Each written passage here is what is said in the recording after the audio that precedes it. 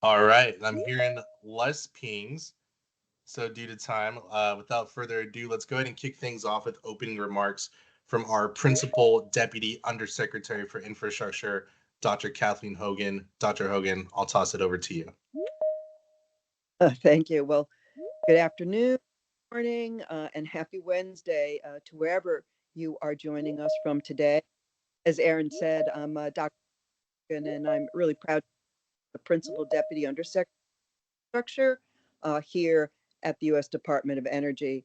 And I really do want to thank you all for joining us today as we celebrate such a momentous occasion, the second anniversary of President Biden's Inflation Reduction Act becoming law is coming up this Friday, and also celebrating all the progress that we're making. No matter how you refer to it, uh, Inflation Reduction Act, the IRA or IRA, state that this historic policy is the single greatest piece of climate legislation in our nation's history, and it could not sooner. Together with the billions investments made available by another of President Biden's signature policies, the Bipartisan Infrastructure Law, we here at the DOE have been working hard these past few years to build up DOE's new commercialization arm, the Office of the Undersecretary for Infrastructure, and really putting this work across the country. So today we really are excited to share some of the incredible that we have the honor to share some top line numbers and then be joined by leaders from 6 of our program offices who will to this portfolio of ours. So top line, and you can also see these numbers in our 2024 summer progress report online. And so what are these numbers? Here at the department have now launched 100% of our bill and IRA programs. We've announced $2.5 billion in funding opportunities. We've now announced over $1 billion since the release of this report for over 1,000 competitively selected projects and over 4,000 formula funding awards, and we've garnered an additional 6 in private sector. So, those numbers, but we do want to stress that are more than just numbers on a scoreboard. They do represent a true inflection point for our country in our goals to renew our infrastructure, to rebuild domestic manufacturing, create millions of good paying jobs, increase American competitiveness, very, very importantly, to have meaningful impacts in community after community across the country. And we're proud to be making this happen and really such strong numbers to share with you today. And again, these numbers, great numbers, and we're confident this work will continue to deliver growing results. Building on decades of successful, groundbreaking R&D at the Department of Energy and our national labs. So extensive groundwork. We really ready to go deeply into commercialization, demonstrating and deploying technologies. With the backing of our national labs, sometimes looked at with housekeeping seal of approval for technology ready to go. Private sector are bringing forth funds at new levels and really making this point in time be one that is a government enabled, private led strategy that's becoming a reality. So, and really helping billions in federal funding into trillions of overall funding going into our infrastructure. And again, about these big numbers, but it really is much more than these funding totals. When you look on the ground, we are putting dollars back in people's pockets. Starting this past May, we saw our first state, New York, launch its home energy rebates program, with states following, like Wisconsin and others, really to help Americans save energy and money in their homes. And we are also helping save jobs. Just a short time ago, we had $1.7 billion to support the conversion of 11 shutter risk auto manufacturing and assembly facilities across 8 states. We are really lifting the dark cloud that has been over a number of these served manufacturing and traditional energy producing communities, and helping provide them with a secure job and good economic opportunities. This is all helping spark a clean energy revolution that's beginning to create lasting impacts across the country and change the air. Now, before I hand it off to my colleagues, let me mention the work of 2 of our other offices that we're not hearing from today. That's the Office of Indian Energy, that's working to ensure tribal nations and peoples benefit from the clean energy transition. Office of Cybersecurity, Energy Security, and Emergency Response, working to hazards to our energy systems are, of course, identified, secured against, and responded to. And we'll be hearing more from those offices in future updates. It's very exciting uh, where we are and seeing what we're able to do. Everything that this new office structure has been able to come together around and really transform this department in a way not seen before, so that we really are deploying these clean energy solutions to communities all nation. And as we talk about these types of, I would like to highlight one story out of Weirton, West Virginia, where the narrative is really shifting and where the future of our great country is really becoming stronger. So back to Aaron. Thank you, Dr. Hogan. And a quick note for everyone. We do apologize for the slight interruptions on there from everybody coming in. As a reminder, Dr. Hogan's remarks are being transcribed on the side, and they will also be available following today's program as well. Thank you, Dr. Hogan. We're going to switch over to a new installment of a video series that DOE Public Affairs is putting out, highlighting the stories that Dr. Hogan was just talking about. And please bear with us on the audio disruptions. Man, look at this lift thing when we go by. So that lifts heavy, heavy, heavy stuff.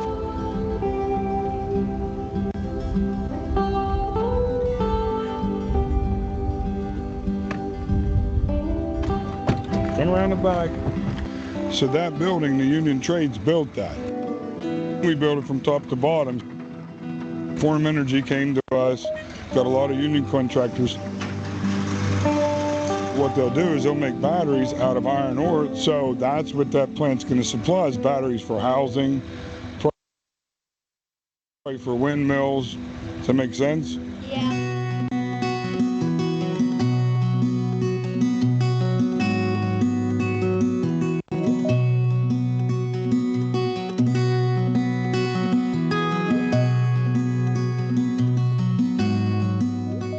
I'm a West Virginia through and through. I started out traveling across the United States building coal preparation plants. My experiences go from working in coal mines to steel mills. But at the end of the day, we have to diversify. If you see this old building and all these old buildings, they used to make steel here. Weirton Steel was once West Virginia's largest employer. It employed 13,000 people, and because of that, community was built around those opportunities. Weirton was really a bustling downtown because of the thousands of people that worked at Weirton Steel. But for years, steel had been declining, and Weirton really tried to hold on. It shifted from many different companies that owned the steel mill, and they kind of decreased their product line, and eventually the final iteration of that closed. It's a much different place now, and I think we have to be poised to think about future opportunities, and that's what these clean energy jobs are.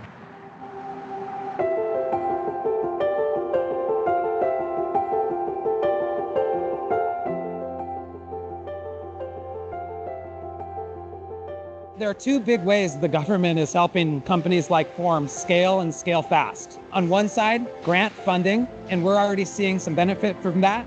And then on the other side, tax credits. It takes federal, state, and local leadership to make a project like this happen. Once we knew that the battery was going to work, we knew we had to go find a place to make a heck of a lot of them. We were looking for a very highly skilled workforce. Weirton really stood out to us. They had this amazing site that we're sitting on, which is a former steel mill.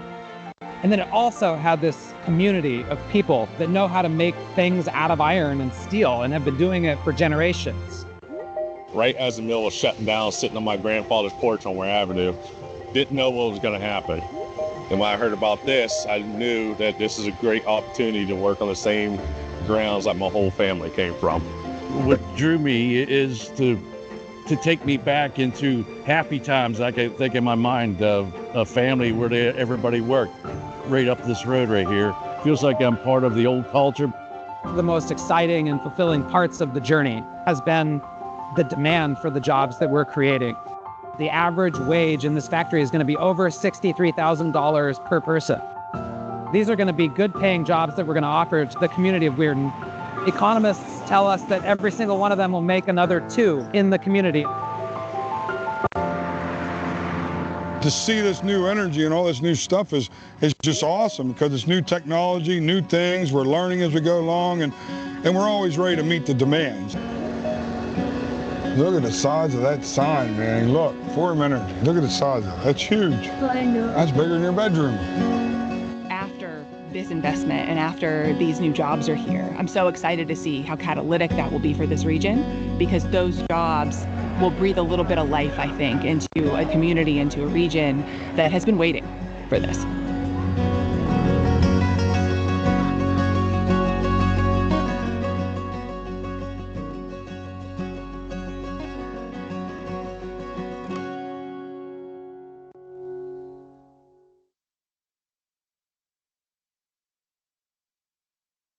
All right, and this video is the first in a new series from DOE spotlighting clean energy workers in the communities being transformed by historic clean energy investments.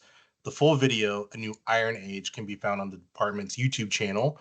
And we'll now turn it over to our incredible leaders over here in the Office of Infrastructure for a series of program updates, starting with Bob Markham, the Deputy Director of our Loan Programs Office. Bob, over to you.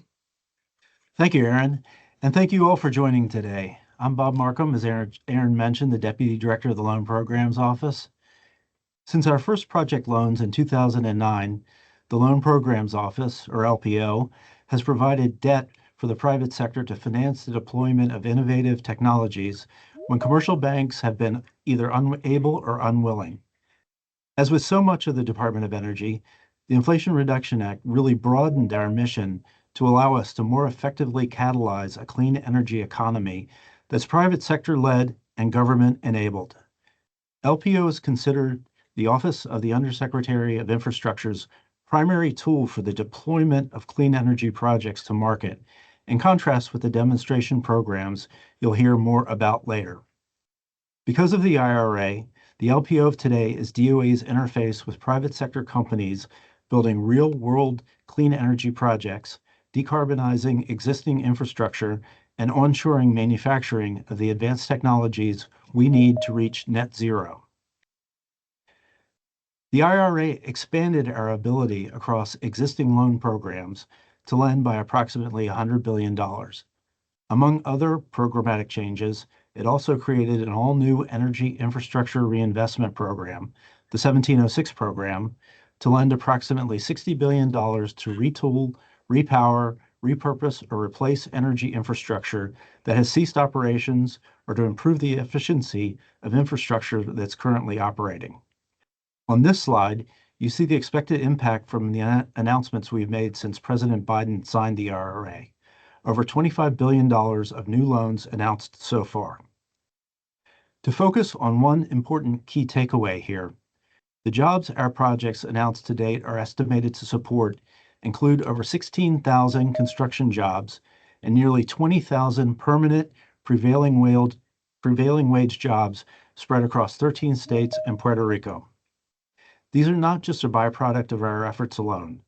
LPO's dedicated Community Jobs and Justice team collaborates with our borrowers to make sure they recognize and attain the benefits that come from hiring skilled labor, building educational capacity locally, and engaging host communities early and often. I'll let the rest of the slides speak for itself as to the impacts of the IRA and LPO so far. But the bottom line is that we've really begun to hit our stride across our key programs. With the rest of my time today, I'd like to highlight a few of the exciting announcements we've made over the past 12 months, the second year post-IRA, to really illustrate the impact that LPO financing is having in catalyzing the energy transition in the U.S. Could I have the next slide, please? Year 2 of the IRA has also been a year of firsts in LPO. The project you see represented on the top is the Viejas microgrid, the first project ever in our Tribal Energy Finance Program. If finalized, LPO's partial loan guarantee will support the Viejas band of the Kumeyaay Indians in building a solar plus long-duration energy storage microgrid on their tribal lands near Alpine, California. This project will help promote tribal energy and economic development by helping Native communities unlock the benefits that come with the deployment of lower-cost energy.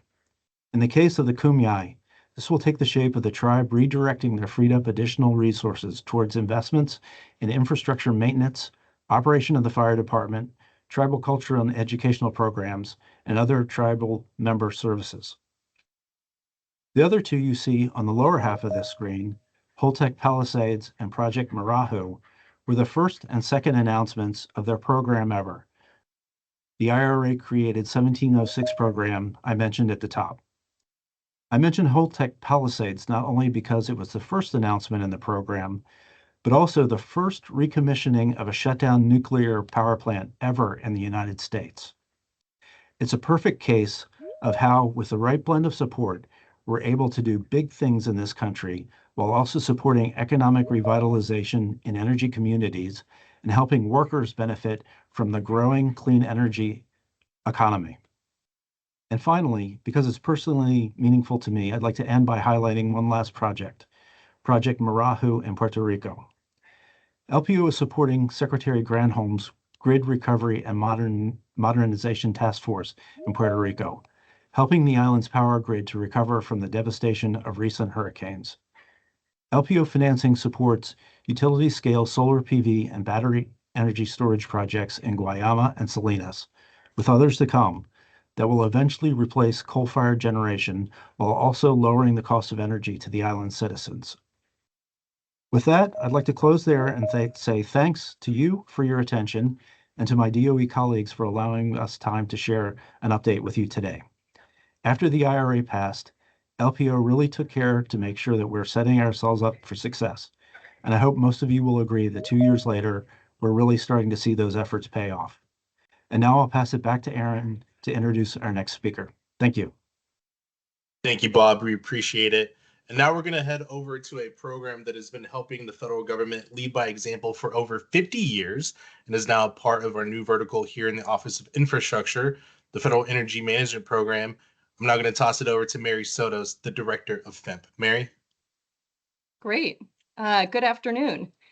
So here at the Federal Energy Management Program, and we can go to the next slide, we work with federal agencies who are collectively the nation's largest energy consumer. So across the federal fleet, you have 350,000 buildings, 600,000 vehicles. And when the federal government takes action to manage their energy and deploy clean energy solutions, it moves markets.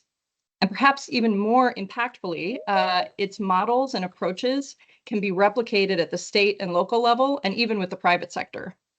And I would highlight here that even more than the quantity of energy that's being used across the federal fleet, it's actually the federal mission of critical services and infrastructure that makes it stand out. So it's the transit and economic development that's supported by the Department of Transportation. It's the post office. It's the veterans who are served at hospitals that need reliable power. And it's the laboratories that test food safety. And it's where troops are housed, deployed, and trained. And if we go to the next slide, as we think about the federal mission as being one of critical infrastructure and services, that infrastructure has long needed capital funding to partner with private capital to catalyze greater impact. That infrastructure has been in need. Agencies who report to us on an annual basis have said that there's over $7 billion of cost-effective energy conservation measures that they could be implementing, but need additional support from programs like FEMP in technical assistance, training, and tools. there's also a significant deferred maintenance across this critical infrastructure, which is why we have our AFFECT program. So this is assisting federal facilities with energy conservation technologies. For the last 8 years of this program, we've picked projects competitively that save energy, save taxpayer money, provide on-site generation and resilience, and reduce emissions. And when we received an infusion of $250 million from the Bipartisan Infrastructure Law, we were able to unlock a new level of impact and catalyze transformation to net zero. So here you see a picture of Secretary Granholm announcing our first phase of selections at the Pentagon in a special place called the Hall of Heroes. And yes, that's right, the Pentagon itself, as perhaps the most recognized federal headquarter facility, is itself a grant recipient and going towards net zero through efficiency, solar panels, and heat pumps. We can go to the next slide to give you a sense of the other selections that we've made in this first year of bipartisan infrastructure funding. We have $104 million that we have provided to agencies in our first round of selections. Across these selections, once they are implemented, we will see a doubling of on-site carbon-free electricity.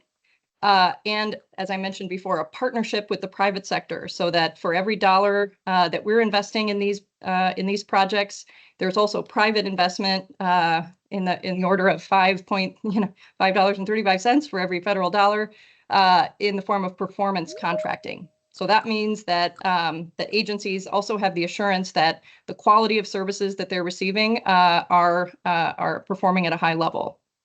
So across all of our projects that we've selected in this first year, you can see we've touched, there's 31 projects, 18 states. Several federal facilities also have operations abroad, like the State Department, embassies, and overseas military bases. So we also have one selection from our first phase that's in Germany. And we've also prioritized making sure that these projects are in underserved communities. So 6 of these projects also, I think, will have economic benefit to the local area. So we're very proud of our first phase of selection. We're in the process of picking our second selections right now, and we look forward to continuing to shore up the nation's infrastructure across the federal fleet. And back over to you, Aaron. Thank you, Mary, and thank you, Team FEMP, for all the work that you do. Next, we're going to go to the office who is working on delivering on the promise of a better grid, the Grid Deployment Office. We have Maria Robinson, the director. Toss it over to you, Maria. Thanks so much, Aaron, and it's great to be here with all of you today. And it's wonderful to be able to go after FEMP because I think we, in many ways, we're working in a similar fashion where we are trying to modernize a system that has not been modernized in quite a long time. In our case, we're talking, of course, about the electric grid, which in many cases is over 75 to 100 years old in different parts of this country. So we're really excited about the opportunities that we've had just over the past 2 years. We just celebrated our 2nd birthday here at the Grid Deployment Office and have gotten about $9 billion out the door in that period of time. So we're thrilled to be a part of the Undersecretary for Infrastructure, in part because we have the opportunity to really do a ton of outreach, not just to states and local governments, but also to private industry, to tribes, to entities that the Department of Energy has not had the opportunity to directly fund, which gives us the chance to work on a real variety of issues and pushing the industry towards adopting some more innovative technologies. Some of that includes, the $3.5 billion from our first round of GRIP, which is the Grid Resilience and Innovation Partnerships. And that's touched 57 projects across about 44 different states. And just 2 weeks ago, last week, I can no longer tell, we announced $2.2 billion on that second round of that program, which is going to ultimately help us to unlock another 13 gigawatts of clean power. We've also worked in the transmission space on some large-scale interstate transmission projects through a novel concept called capacity contracts.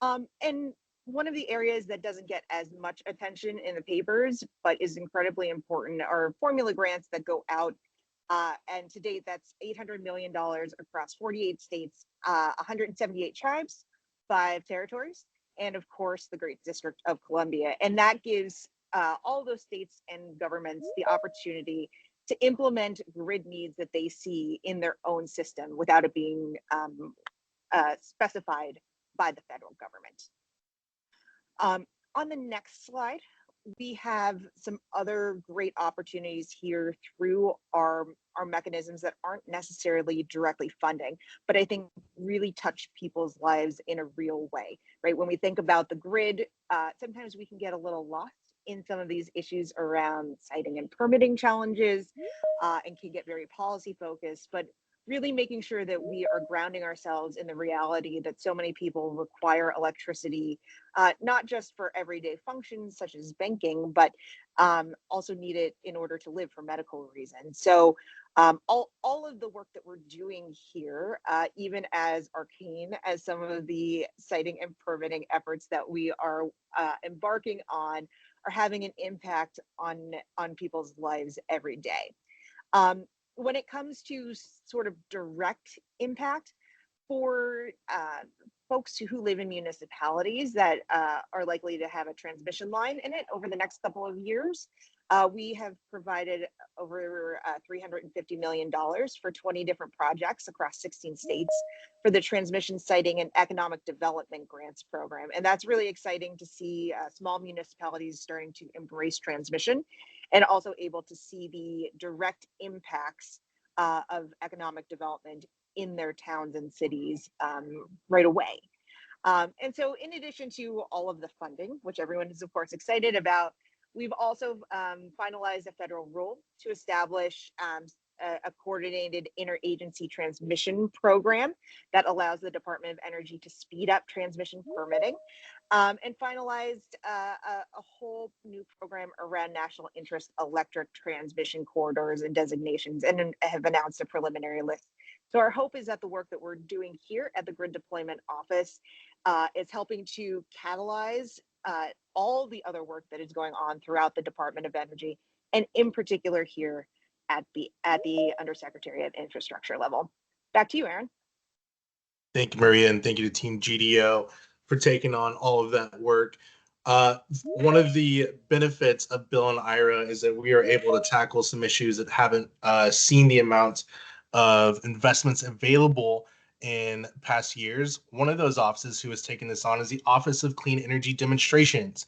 I'm going to toss it over to Doug Schultz, Chief Operating Officer. Doug, off to you. Aaron, thanks a lot. And thank you to everybody for joining us this afternoon. So as Aaron said, I'm Doug Schultz, the Chief Operating Officer for the Office of Clean Energy Demonstrations, or OCED for short. Next slide.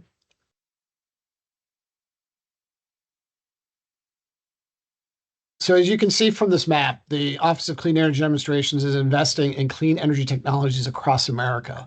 The projects we're investing in have the potential to transform our nation's industries, breathe new life into local economies, and create tens of thousands of good-paying jobs, ensuring that every American worker and community can benefit from and see their future in a clean energy economy.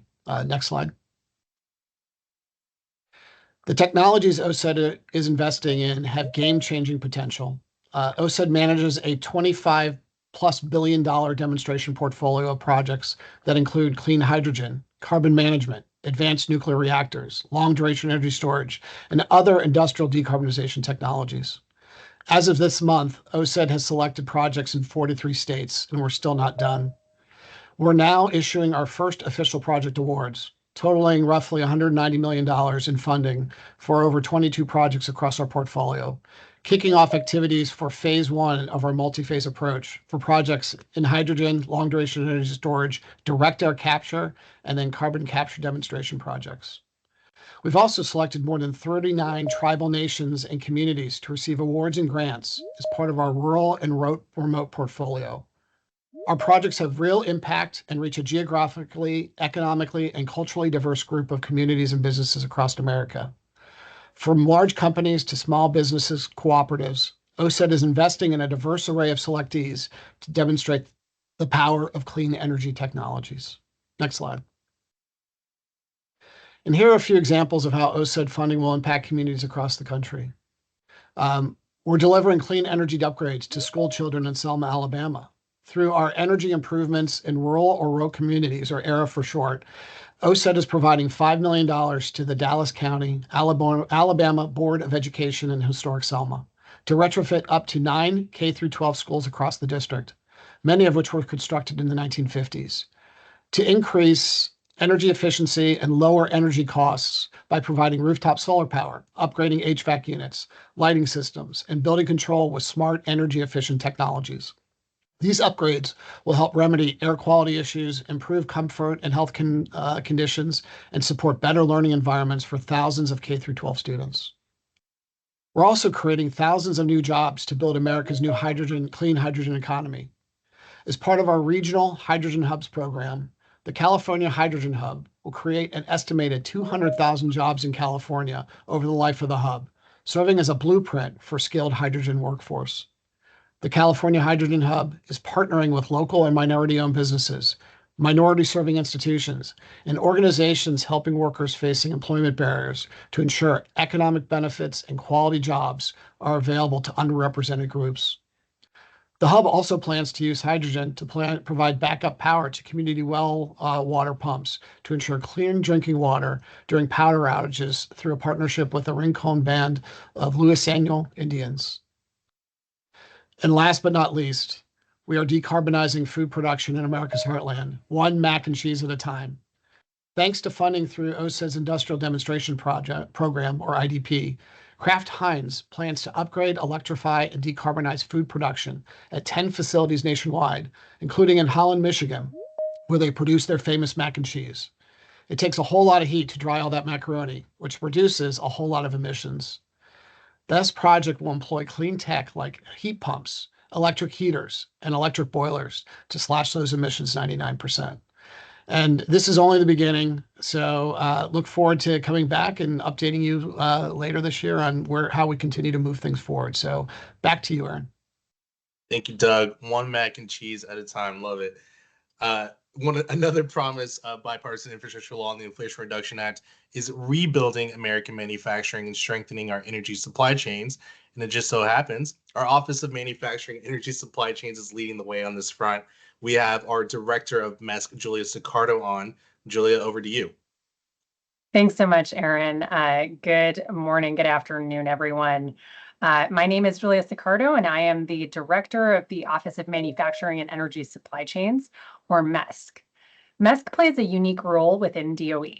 We are working to ensure that all of the products needed to deliver the amazing projects you've heard about today, the critical minerals, the components, the energy products themselves, can be delivered quickly and securely from manufacturers here in the US, and that we have a workforce ready to build these projects. Thanks to the Inflation Reduction Act and the Bipartisan Infrastructure Law, MESC is investing nearly $20 billion of non-dilutive capital across commercial clean energy manufacturing facilities, from solar glass to hydrogen electrolyzers to critical minerals processing facilities, battery gigafactories, EV charging manufacturers, and large power transformer manufacturing facilities. And today I want to focus on 3 key programs that MESC is implementing from the Inflation Reduction Act in honor of the anniversary we're here to celebrate today. These are heat pumps in the Defense Production Act. They are our 48C program and our auto manufacturing program. Now, I'm going to focus your attention over on the right and start out with heat pumps. So MESC is the first office within the Department of Energy in history to utilize authorities under the Defense Production Act for energy manufacturing. We hold authorities to utilize DPA to make non-dilutive investments in solar, grid, electrolyzers, building insulation, and heat pumps. We are given funding for heat pumps and proceeded to set up DOE's first DPA program. Through that program, we've selected 12 different entities who are going to supercharge manufacturing of heat pumps, including heat pump water heaters, at 19 factories across the country. These factories are going to create nearly 2,000 jobs in disadvantaged communities alone. With MESC's investments, we are now going to be able to manufacture an additional 375,000 residential heat pumps and 440,000 residential heat pump water heaters every year. As you may know, the IRA has also created some tax incentives for heat pumps.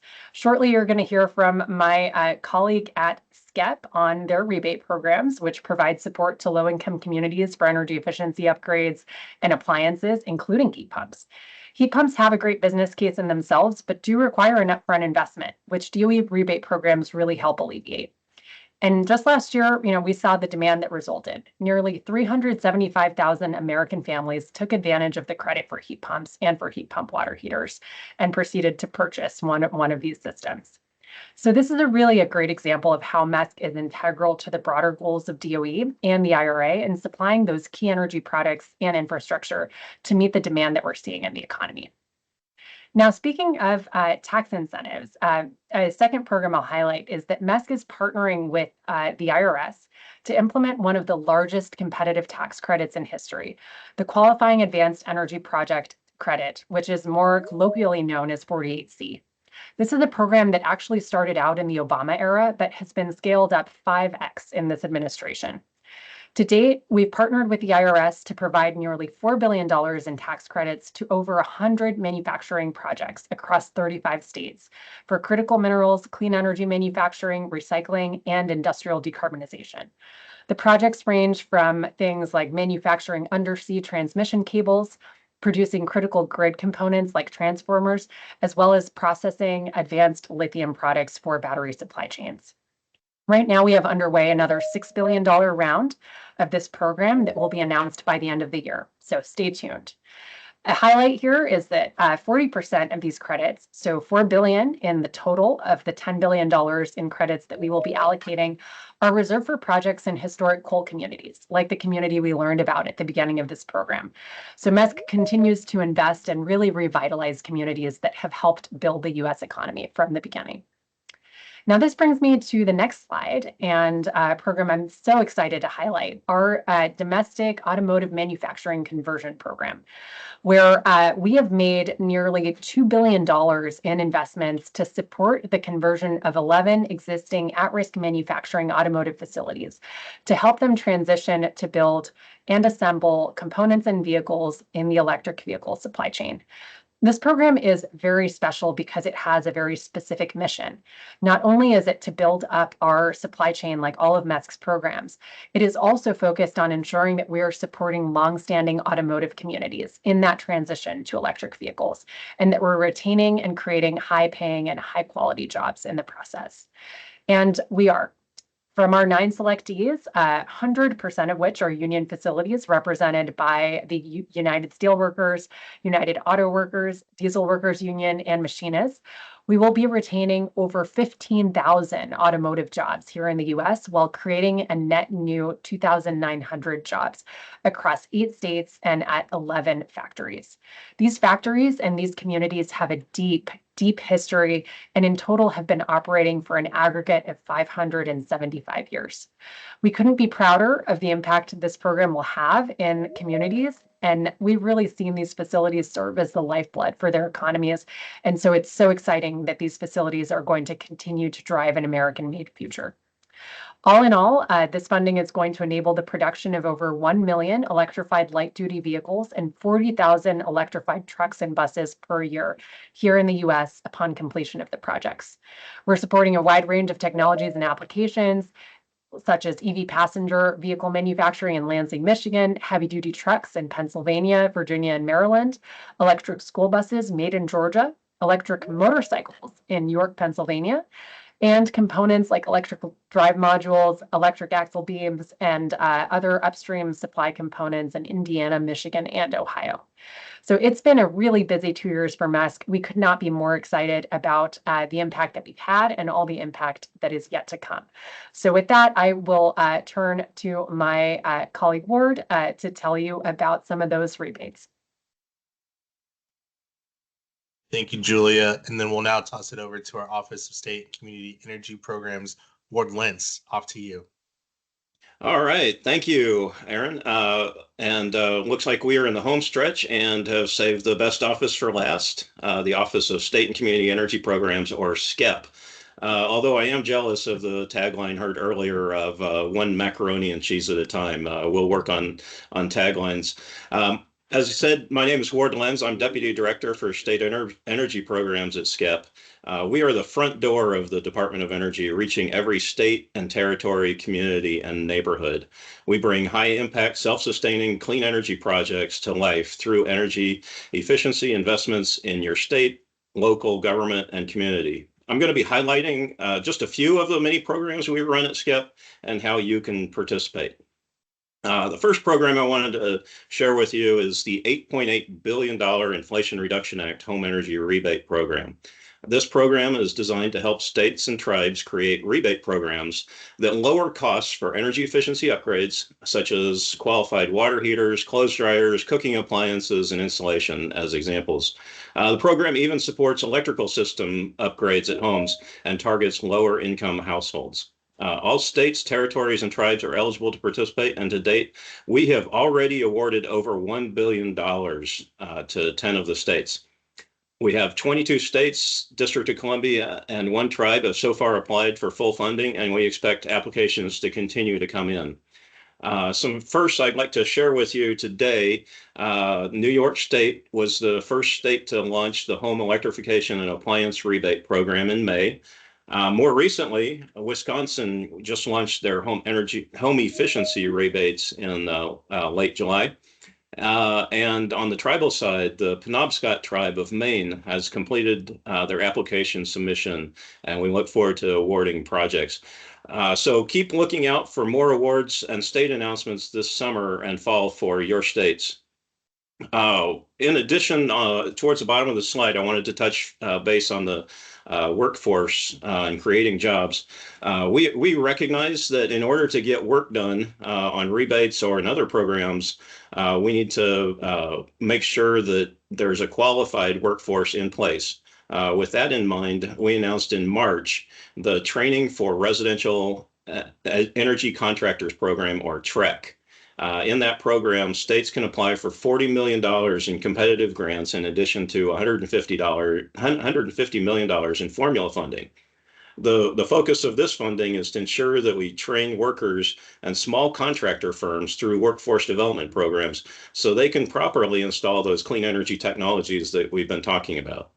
We look forward to awarding the first round of the competitive awards by the end of this year. Next slide.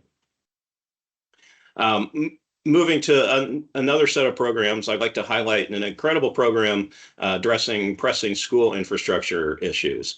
As many of you are likely very aware, rural and disadvantaged schools often have crumbling, unhealthy, and inefficient buildings. Our solution, the Renew Schools program, and this is via the Bipartisan Infrastructure Act. We are investing $500 million to improve school infrastructure through energy efficiency retrofits, alternative fuel infrastructure, and on-site energy systems. The purpose of this program is to help K through 12 public schools educate the next generation through a variety of outcomes. This includes greater comfort to reduce cold and hot distractions for teachers and students, improve indoor air quality and reduce asthma triggers, and save money through reduced energy use and energy costs. That allows state and local funds that are better used to support teachers than to pay utility bills. And finally, to promote education and workforce development. All savings from these programs can be reinvested in those school needs. We really prefer that schools spend their funds to educate students rather than pay utility bills. Round 2 of the 2024 Renew America Schools Prize and grant winners were announced just last week, including with Secretary Granholm in North Carolina. This includes investing in 320 school facilities across 25 states, which directly benefits 123,000 students and 9,000 teachers. In addition, the Energy Class Prize, Phase 1 winners were announced in May of last year, and 25 local education agencies received $100,000. In June of this year, 24 earned an additional $50,000 for projects. We like to share success stories, so I'm happy to share one of many of the stories. The Irvington Public Schools Last year, they received technical assistance through the Energy Class Prize I mentioned earlier. And this year, they were selected for $7.8 million in a round 2 grant for energy audits, strategic planning, and upgrades for 13 different schools. Great successes, having great impacts in local communities. Another program I'd like to talk about very briefly is we are empowering states to help businesses, nonprofits, and other organizations make energy efficiency upgrades and save money. The Revolving Loan Fund Capitalization Grant Program enables all states to develop or enhance their existing revolving loan funds. These state-run and sustainable loan funds are used to implement energy efficiency programs and and energy efficiency efforts and upgrades, audits, and workforce. In June, we announced the first 6 awards, totaling approximately $45 million. To date, 26 states have now received awards totaling $120 million. All states, the District of Columbia, and territories are eligible for those funds. So in conclusion, and with your participation, we continue to make incredible progress in lowering barriers and costs for energy efficiency upgrades, especially for disadvantaged communities. We catalyze local economic development and create jobs. We make clean energy in communities and reality by place-based deployment of services and community engagement. You can learn more about the investments and successes in the summer 2024 progress update mentioned before.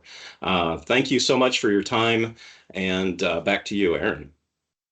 Thank you, Ward, and thanks for tying it together. Yes, all these updates can be found at our 2024 summer progress update. That update is available at energy.gov/infrastructure/progress.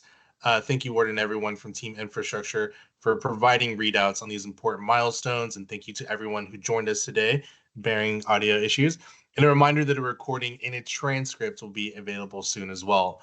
Hope you're all excited as we are, and I hope you all join us in celebrating Ira's 2nd birthday. Thank you all so much, and have a wonderful week and afternoon. Thank you.